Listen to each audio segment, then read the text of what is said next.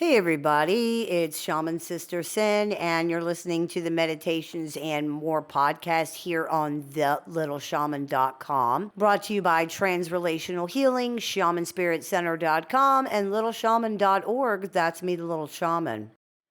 Today I wanted to talk to you about something that's really important to understand about dealing with pathologically narcissistic personalities in your life, and that is that for as difficult as it is to understand, there's no real mystery here. Understanding how narcissists function and why they are the way they are is complicated, yes. It's complex and it often seems counterintuitive, which makes it confusing. However, the truth is there is no mystery here. When it comes to understanding the reality of this person, there's no mystery at all. Even though they are not what they may first appear to be, what you see is also what you get. What does this mean? It means that for all the confusing, counterintuitive complexity that you have to wade through to understand how and why this person is behaving the way that they are, their behavior and they themselves are actually pretty simple. Beyond simple, really. Two-dimensional. In a way, that's the mystery, that there is no mystery. This person is exactly what they seem like they are once you get past the illusion and the glamour. A cardboard cutout without much going on at all.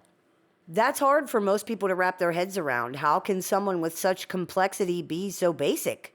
There must be more to it than that. There must be something that I'm not seeing. There must be something else there. There must be. This idea, this certainty, can keep people engaged with narcissists much longer than they might otherwise engage with a person who behaves the way that narcissists behave, because they simply cannot believe that this is all there is. It can't be. The reality is, though, that the more you look, the less you see. It's like if you drove through one of those fake towns for those old Western movies. If you just drove through at 50 miles an hour, it would look pretty standard, pretty normal, right? But if you went slower, if you looked harder, if you stopped and got out and looked around and examined, you would see what it really was immediately. You would notice all of the things that aren't actually there. The more you look, the less you see. The truth is, narcissists only seem complex because they're functioning in a way that's different from you. That makes it hard to understand. It makes it confusing.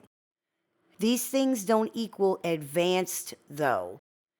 In a sense, the way pathologically narcissistic personalities function is actually arrested and even primitive compared to other personalities. There are things that they are missing, and there's things that they can't do.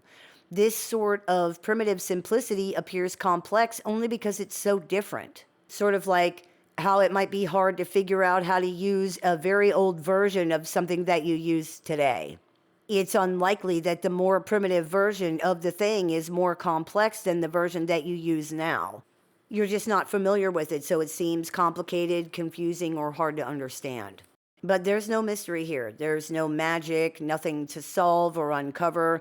This person is exactly what they appear to be in this sense. Someone with nothing really real to offer, no real feelings for other people, no ability to see or care about anything outside of themselves, someone who is just always looking for a way that they can capitalize or benefit somehow, who will do so without sparing one thought to how this affects other people. A person who does not appreciate anything, who is not grateful for anything, someone who has no real moral or ethical conflicts regarding their own behavior. That's what they seem to be, and that's exactly what they are. That is what this person is, and it's our job to believe them whenever they show that to us, and they will because they always do. A zebra can't change its stripes, they say, and that's true. They could hide them for a little bit, but they can't change them. And to be real about it, most narcissists aren't even that good at hiding it. They can't be because this is how they really are, and that's hard for anybody to hide. Most of the confusion that people feel when dealing with narcissists is due to their own inability to understand and reluctance to believe that this is truly how someone could be and that there's not much more to them than this. This is all there is. That's understandable. For most of the people in the world, that's not true. Most people have more to them than what you see on the surface or what their behavior demonstrates. But narcissists are not most people. There is no real depth for most of these personalities because there's too much identity disturbance and instability. Your identity is what gives you depth. It's, quote, who you really are underneath of all this other stuff. If somebody doesn't have that, then there's nothing deeper under all that other stuff. This means that you have already found whatever there is to find of this person. You have already met them as deeply as it's possible to meet them, which is to say that you've really not met them at all because there's nobody to meet. The truly pathologically narcissistic personality is a ghost, a reflection of parts and pieces of other people's qualities and affectations that they have pasted over themselves to create some kind of an approximation of an identity. The longer you engage with somebody like this, the more you will see that. Or, perhaps, the less you see. There's often a lot of pushback to this idea. It's part of the reason people want to believe that there are such diabolical depths to narcissists. They simply cannot believe that there could be a person without any real depth at all. And that's not to say that narcissists are not intentionally and purposefully harmful. Many, even most of them, absolutely are. It's one of the worst things about dealing with them. But these things don't imply depth. People just assume they do because for them, depth would be required. They would need to plan and think about how to be cruel and vicious and manipulative and so self-serving. But these personalities are not like you. They don't do what you do. They don't act how you act. They don't think like you think. They don't feel what you feel. They just don't. So viewing them through the same lens that you view yourself to try to understand them is a mistake. And that's another reason there's so much confusion here. You're looking at what you would do or what makes sense to you, and it's just not the same. You're considering a whole host of factors that they're not. You have abilities that narcissists do not have. There are a lot of differences here, so many that the idea that you could understand them by examining yourself and your own motivations or whatever is not just a mistake, it's almost a joke. And that is often where it feels like there's a mystery. We assume that they have the depth and the abilities and the considerations that we have, so how can they act so differently? The reality is they don't. They don't have all of those things. There is no mystery as to how a person just like you could behave this way because that's not what's happening. Narcissists are not just like you. Yes, they are people, and yes, they have feelings and every kind of thing like that, but they tend to view most things very, very differently than people who are not pathologically narcissistic. People who are not pathological are considering things outside of themselves, for one thing, and they can see the whole picture much more clearly than narcissists ever will be able to. The perception of narcissists is extremely affected and skewed by their own egocentricity, their fear, their dark way of seeing things just in general. Everything is dark and ugly and scary and threatening. They blame this on other people, but it is actually coming from them. The entire situation becomes an external projection of their own internal chaos and darkness.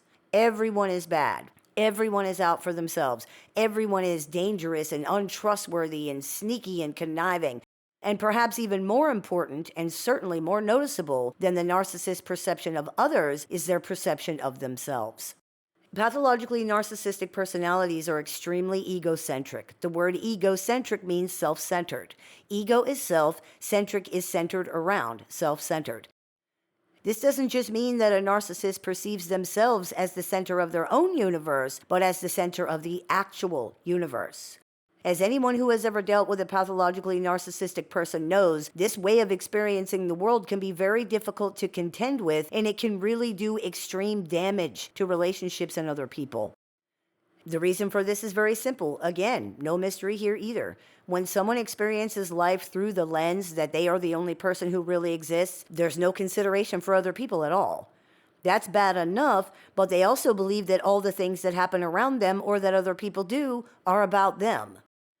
This creates constant conflict and problems with other people, as of course it would, because people are constantly being forced into a reality that does not match their actuality. They are constantly being told that they have thoughts, feelings, and motives that they don't really have. People tend to push back against that. From the narcissist perspective, the same thing is happening to them, and they're pushing back as well. This dynamic causes constant, enormous problems with other people for narcissists, and sadly, they're incapable of seeing that this really is a problem with them. They walk through life truly believing that literally everyone is against them, that everyone's attacking and insulting and offending and stabbing them in the back, that they are the only thing on everybody's mind and the motive for everything everybody does. This is extremely stressful for narcissists, and they vent that stress onto other people, making it the other person's problem and claiming that it's the other person's responsibility. It does no good to tell them that this is not true. They have no ability to see things any other way.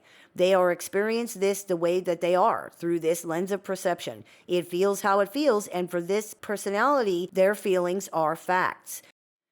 This means that whatever they think they are experiencing is the truth for narcissists, regardless of any other factors. There's no understanding of subjective experience versus objective experience, for example, for narcissists, or feelings versus facts. Perception is literal reality for narcissistic personalities. I feel it, therefore it's true. That's very unfortunate for the people around them, because it means there is virtually no chance of getting a narcissist to even consider that how they're experiencing things happening might not be how things are actually happening. To them, it just looks like denial, or like you're lying. This can definitely be confusing, but it's no mystery. It's very simple. If someone thinks that they're the only thing that matters, then they can't see anything else, period. The fact that you think they should be able to see other things doesn't matter, nor does the fact that reality does not match their perception at all. It's not relevant. Beyond not relevant, in fact, it's non-existent. It doesn't enter into the equation in any way, and your attempts to put it in the equation are met with confusion, if not suspicion and outright hostility. It's hard for people to accept the reality of these situations, not because it's so complicated, but because it's just so unbelievable for many reasons. Not just because we don't want to believe it about this person or that person specifically, but because it's hard to believe that anybody could be like that. It's so different from how we ourselves operate that it seems mystifying. It's not, though. It's very simple. They do the things that they do because they are the kind of person who does those kind of things. Once we actually accept that, the confusion that we feel over that disappears. It's not a mystery to solve, nothing we need to uncover. The answer is actually right there. For people who do that kind of stuff, that's the kind of stuff those people do. Underneath of it all, it really is just that simple. This might sound kind of trite, but it's not. The reality is, people who are dealing with narcissists often spend so much time focused on trying to figure out why things are happening, and trying to stop them, of course, that the actual fact of the things happening almost gets overlooked. This can result in a level of normalizing that's very dangerous.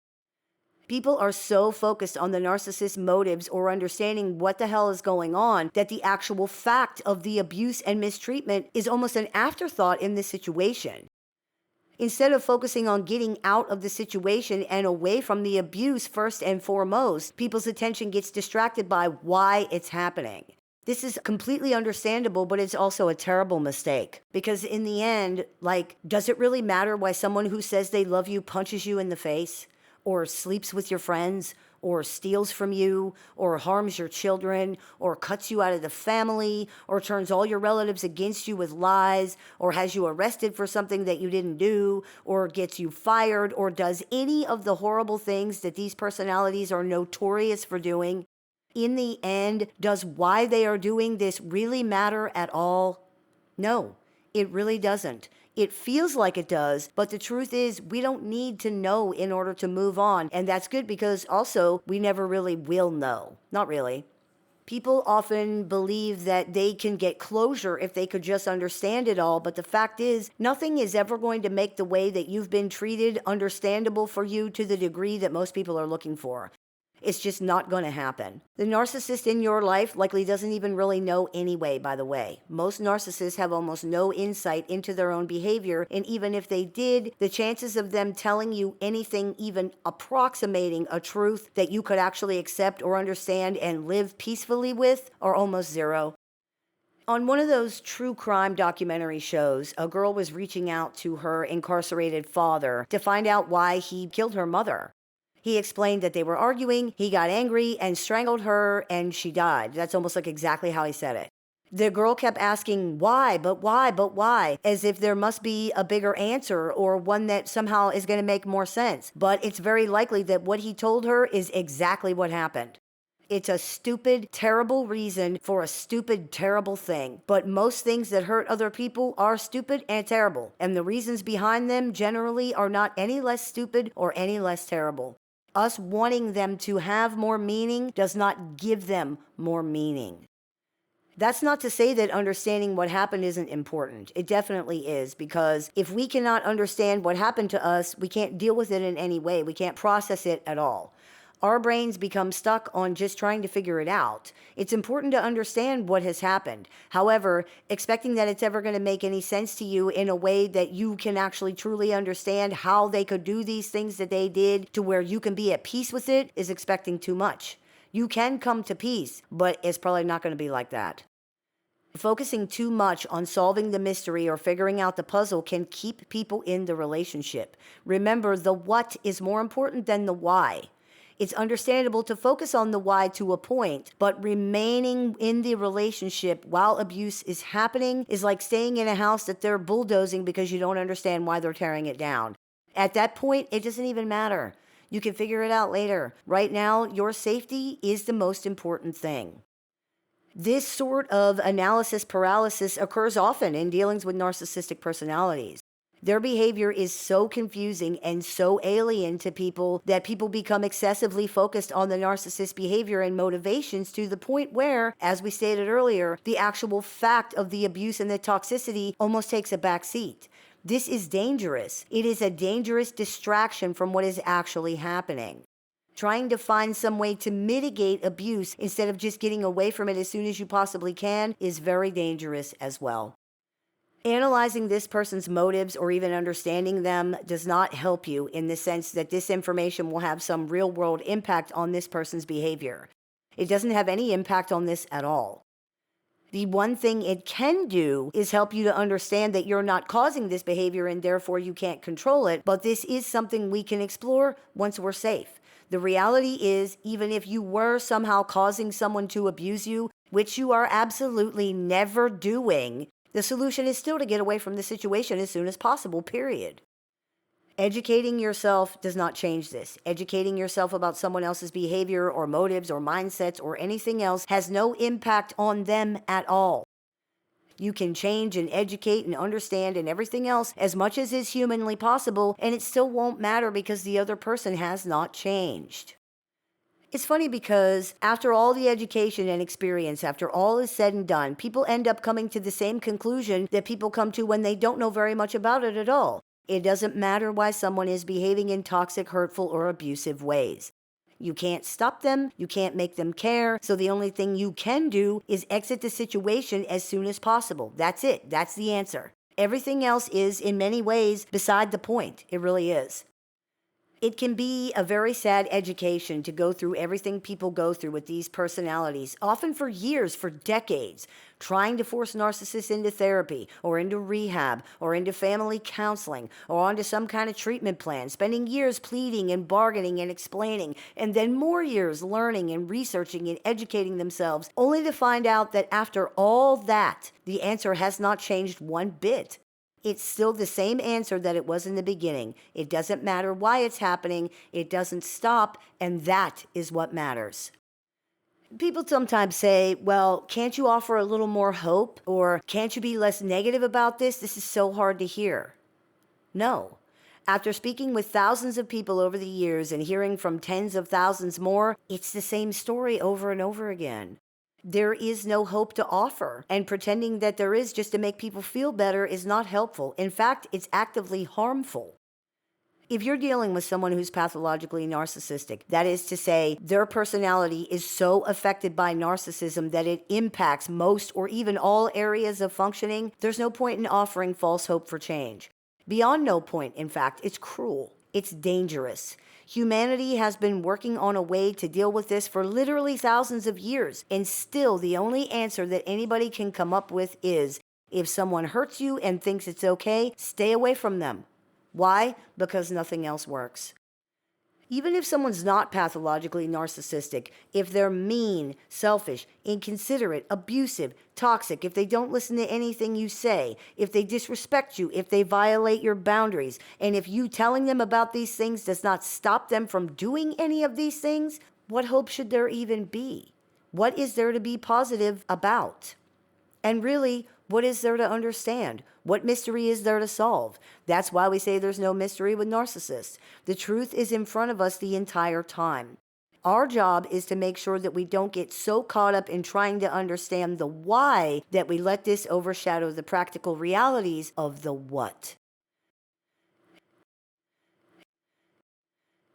I hope that clears a few things up for you. As always, I look forward to your comments, questions, and suggestions, so please keep those coming. I take appointments online, over the phone, via text, via messenger, via email, and through Skype worldwide. So if you're interested in speaking with me one-on-one, you can visit littleshaman.org to do that. I teach workshops, seminars, and clinics throughout the year, so if you're interested in attending one of those, you can visit littleshaman.org to do that. I have several books in publication, so if you'd like to pick up a copy of one of those, you can find them on Amazon or visit littleshaman.org to pick one up. And if you're interested in joining our support group with access to exclusive content, weekly support meetings, and more, you can visit littleshaman.org to do that as well. You have been listening to the Meditations and More podcast here on thelittleshaman.com, brought to you by Transrelational Healing, shamanspiritcenter.com, and littleshaman.org. That's me, the Little Shaman. May the Great Spirit bless you. Have a beautiful day. If you've been struggling through dealing with or recovering from an unhealthy relationship with a narcissist or other toxic personality, The Little Shaman has a catalog of over 500 YouTube videos designed to support your journey from discovery to recovery. You can also find additional resources on the Little Shaman website, including tools, courses, workshops, a support group with weekly meetings, and one-on-one appointments with the Little Shaman that are open to clients worldwide. There's even an AI chatbot built and trained exclusively by the Little Shaman using her work that can answer questions 24 hours a day, 7 days a week. For more information, visit littleshaman.org. You can listen to The Little Shaman wherever you find your favorite podcasts.